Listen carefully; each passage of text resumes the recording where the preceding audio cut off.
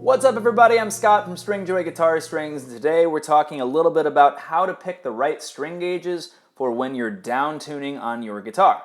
So whether you're going down to drop D full time or drop C, drop B, drop A, etc., these same principles are going to hold true for you. I did a quick Google search before I recorded this video to see what sort of other information was out there on the subject, and honestly I found a ton of misinformation. I'd be really careful what you read online about this stuff because there's a lot of different things that don't really work in practice. I'm not sure where people got certain ideas from or what they're basing them off of. We'll go through a few of them in this video, things like progressive tension or things like which particular off-the-rack sets people usually recommend for drop tuning, and we'll talk about why those are not necessarily the best idea. So if you haven't seen our last video where we talk about balance tension, that could be worthwhile to watch. We talk about a few concepts in that one that continue through to this one.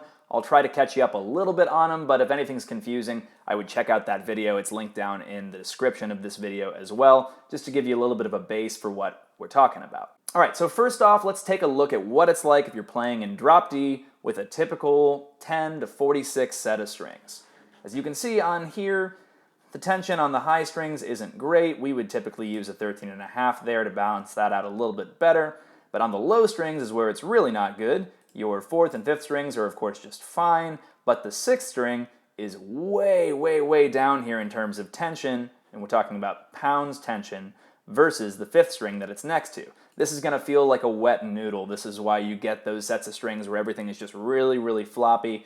It's not very good at all. So because of that, a lot of people naturally will use heavier gauge sets of strings. I think the most common one that I see is like a light top, heavy bottom, or a skinny top, heavy bottom set of strings, which typically goes 10, 13, 17, 30, 42, 52. So right now I have this laid out in just standard tuning with an E at the bottom. As you can see here, this gauge set of strings already takes this big jump from the 4th to the 5th string. It's not a terrible jump, but it's a bit of one, and then falls way off when it comes to that 52. So already you have a lot less tension on the 52, even at standard. Let's see what happens when we take that down to drop D. All right, so now you can see there's a solid 9 pounds of tension difference between that 42 and that 52. That is far from good. We could do some things to try to patch this up a little bit. Going with like a 40 there would kind of smooth that slope down a little bit from the 30 to the 52, but ultimately this still is not a very great solution for playing in drop D. So from looking at this, it seems obvious that a heavier gauge is going to be needed on the 6th string. The question ultimately is how heavy of a gauge is it appropriate to put down on that 6th string in order to balance everything out. So first off, let's see if we were only looking at the tension, just trying to balance everything out really evenly, what gauge of string you would want on that 6th string to match up with a 30 and a 40. We went ahead and pulled that down from a 42. Let's take a look. All right, let's try a 58. Close, but not quite there. Let's go with a 60. That's a little bit better. So this is what we would call a much more balanced, from a tension perspective, set of strings for drop tuning. We have 30, 40, and then a big old 60 on the bottom here. As you can see, the tension matches up pretty closely. We're within about 1 or 2 pounds ultimately between those wound strings. The trouble there is that a 60 is a way heavier gauge of string than the 40 that it's next to, and this poses two problems really. First of all, having that big of a diameter jump between those two strings is going to feel a little bit unnatural for you as a player. Having a really big meaty 6th string can just feel a little bit weird when you're coming to it from playing a 5th string that's a lot lighter. The second problem is that you're going to have a lot more volume on that string just because of the increased mass on the string.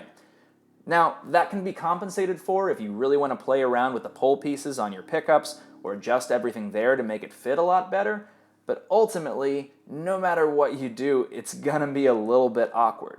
So what do you do? If a 52 in this circumstance is way too light next to a 30 and a 40, but a 60 that actually balances in terms of tension is gonna be way too big of a jump, where is that happy medium? Ultimately, this can vary a bit from player to player. Personally, I like to go with a 54 or a 56. 54 is still going to have quite a bit of jump down in tension, but it's only about 4 pounds, which is a lot better than 9 pounds. Or you can go all the way up to something like a 56 and get that quite a bit closer. Again, you're about 3 pounds away. You're still going to have to make a few adjustments depending on which of these options you go with. If you go with the 56, you might start to see some of that big volume disparity come into play. If you go with the 54, you might ultimately feel that your string is still a little bit too floppy. It just varies depending on how you are as a player. Ultimately, I recommend trying a few different options and seeing what works best for you. Now let's go back to our 10 to 46 set real quick. Let's say you don't really see any need to boost the gauge on the 4th and the 5th strings since you're not changing the tuning on those strings. You just want a 6th string that's going to feel just right for drop D. So again, as we can see, that 46 is really not doing us many favors at all. We have a 5.5 pound difference there. But if we go where we need to go to balance everything out a bit better, we would have to go all the way up to a 54, which would balance just right, but again, cause some issues for certain players. This is not a wrong approach if you're willing to make your guitar work for it, but ultimately I think that you can do a little bit better to sit right in between those two. What I would generally look at in this circumstance is something like a 50. In this case, we have a 2.6 pound differential between that 5th and that 6th string.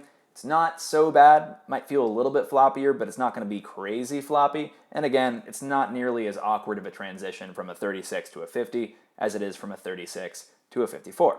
We've used this very same logic in all of our drop tune sets. Every gauge set of electric guitar strings on our site for our 6-string electrics has one gauge option that is a drop tune set. So for our 10s, it's just like this, except we have a 13.5 on that B string. And then as you go up, 10.5s, 11s, 11.5s, 12s, 13s, all of them will have a drop configuration that is basically balanced for whatever you're tuning in, tuning that 6th string down a whole step. So if you're playing in drop C, something like our drop 11s can be a really great option. If you like a little bit more tension for drop C, our drop 11.5s can be awesome. If you're going even lower, our drop 12s or drop 13s can be great choices as well. And similarly, if you're a player that likes to play in 9s but likes to play full-time in drop D or even drop C, we have drop 9s, drop 9.5s, and drop 10s as well, which can all be great choices there. So ultimately, you don't have to do all this math for every single configuration that you want for your guitar. You can just pick your top gauge like you normally would on a given set and pick one of our drop tuning tension sets of strings, and it will be perfect for you. Now, what about if you're playing in drop tunings on a 7-string set? Well, the same principles are going to apply.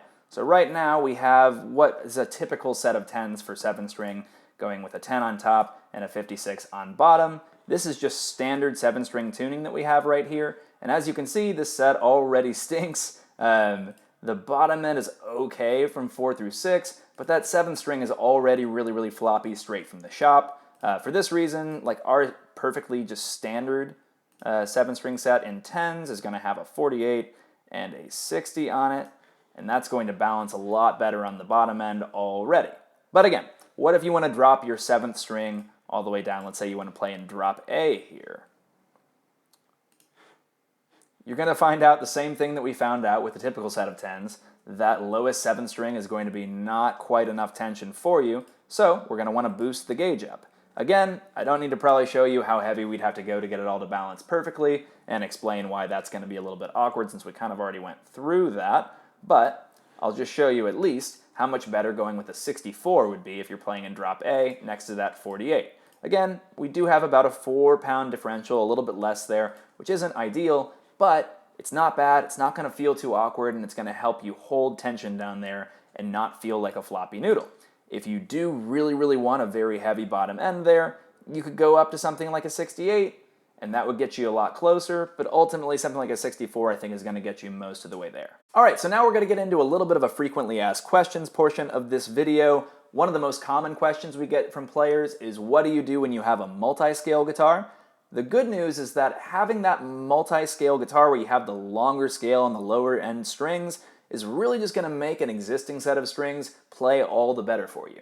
Typically, even with running the numbers, I don't end up having to suggest that people with most multi-scale guitars have to make a big change in gauge. If they had a really wide multi-scale in terms of difference between the highest string and the lowest string, that might become necessary, but for most all the ones that I've seen, it isn't.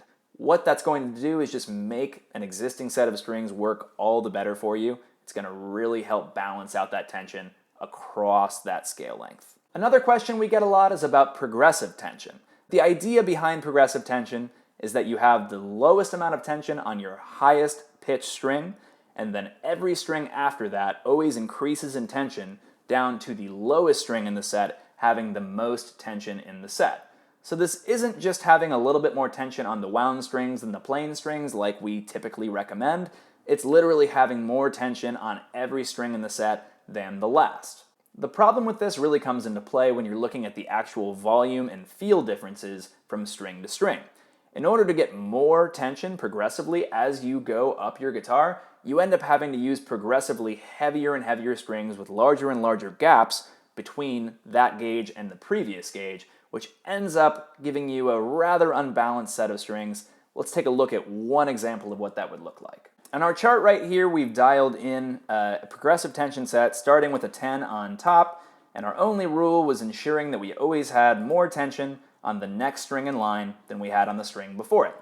The trouble here ultimately is that we have way too large of a spread. We have to go all the way to a 52 down here with a massive 6-pound tension differential than the first string, and if we're going to play it on a 7-string set, we're going to have to go all the way to a 70, and we end up with an increasingly large differential in tension on these lower strings than on the top strings. There's a few problems with this. The first is that your 10 is going to sound very, very dinky next to a 52 or a 70 on the very bottom here. You can adjust for that with pickup configuration just the same as you would have to if you were playing in regular drop D, but it's going to take some work. It's going to take quite a bit of work on your nut to get it to work right, and moreover, it's just, in my experience, not going to play very evenly from string to string. It's much more natural to have your plain strings have a really similar amount of tension and just be able to bend them all with the same amount of force than for them to have progressively more on each one, where your G string is really hard to bend and your high E string is super, super easy to bend. I don't really see the advantage of that. The other big problem is that as you continue to get lower and lower, the need to jump up in gauge becomes even higher. So this is just for standard B to E regular 7-string tuning. The trouble is, I think a lot of people that are using progressive tension are playing it in drop tunings, and that makes things even more troublesome. So as we go down to drop A here on a 7-string, you can see that that 70 is now way below the 52. So in order to get progressive tension, we have to ratchet that up. Let's try a 74. Nope, not there yet. So we got to jump all the way up to an 80. There, that just barely made it above the 52.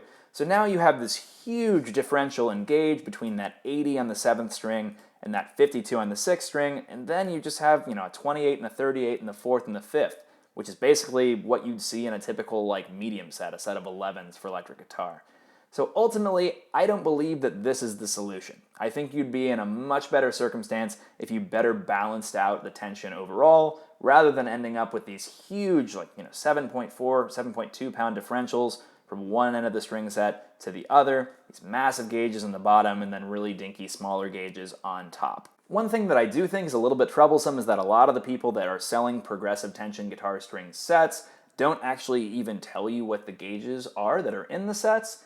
I find that to be a little bit funny. I've measured some of them with calipers myself, so I know a bit what they're doing, and frankly, I don't think they're actually really doing what they say they're doing when you look at the gauges that you would actually need to truly get progressive tension across the whole set. But I don't want to go too much into that. Just know there's a reason that we don't think it's necessarily the best move, particularly for people that are down tuning or playing heavier sort of riffs on guitar that require really, really low tunings or extended range guitars and all that sort of stuff. So what do you do if you have particular needs? Let's say you play in totally different tunings, or you have a number of different guitars with different scale lengths. Ultimately, the easiest thing for you to do is to just hit us up. We're at support@stringjoy.com. For free, we'll gladly work with you to help dial in the perfect gauges for you for your particular setup. I think that's the easiest thing you can do. There are some tension calculators available online. We might make this one that I'm using here available to people as well so you can play around a little bit.